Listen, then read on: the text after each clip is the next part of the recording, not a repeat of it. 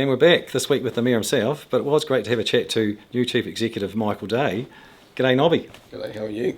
I'm good. So, tell us about the week. Well, it's been a bit of a tough week, I guess, in some ways. I showed some public unease about the length of time it's taken to get our audit done and was prepared not to sign the document, so that's created some real issues. But we have resolved that with Audit New Zealand and hopefully we'll get a better outcome next year.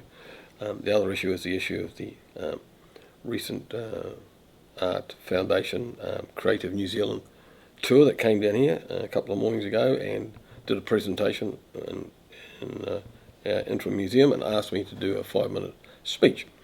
So I thought, well, how do I do that? I don't normally do 5-minute speeches, so it's way too short. So I just thought, no, I'll do a question with no answers. So I just prompt the people here, knowing that they're all art types, and give them some prompts or some questions that make them go and think away. And I gave them an intro saying, hey, look, you'll feel uncomfortable about some of these questions. Some might even feel offended. If you don't feel offended at the end of my 5-minute speech, you've probably already gone to the other side and you're just looking back, because this is meant to be pushing some buttons. So then I start off and say, well, what is art really? You know, is living art more important than just art itself? Is art just paintings and photographs? Or does it include dancers, performers, story readers, whatever? Should art be mixed in with heritage in a museum or not? We're on that sort of arts thing, something I think we're both in agreement with, but you certainly are pushing that the new Southland Museum should be the Southland Museum, not including the art gallery or the naming. It's always been a confusing mess. Tiptoe around that because of the art fraternity. Yep. I've had some discussions with local art people, including Bex Amundsen, who's leading a group about that, and I've said that, look, you cannot have enough space in a museum to do things like musicians, dancing, talk sessions, repertory, carving. Yeah.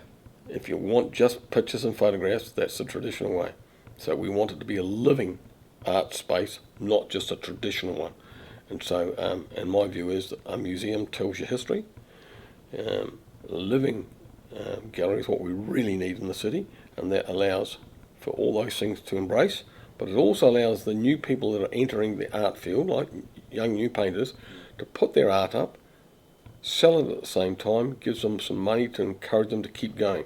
Because what happens in most art galleries, they're established artists, yes, people that are out of a collection, yep, or an exhibition that's going around. The young artists don't have space, yes, and they certainly, and one of the questions I ask the thing is, should a new artist that sells their art out of a gallery that we own be able to do it without us clipping the ticket? Well, that's another episode of 90 Seconds Plus with Invercargill City Mayor. What are your thoughts on the separating or having a separate Southland Museum and a separate arts gallery or arts centre?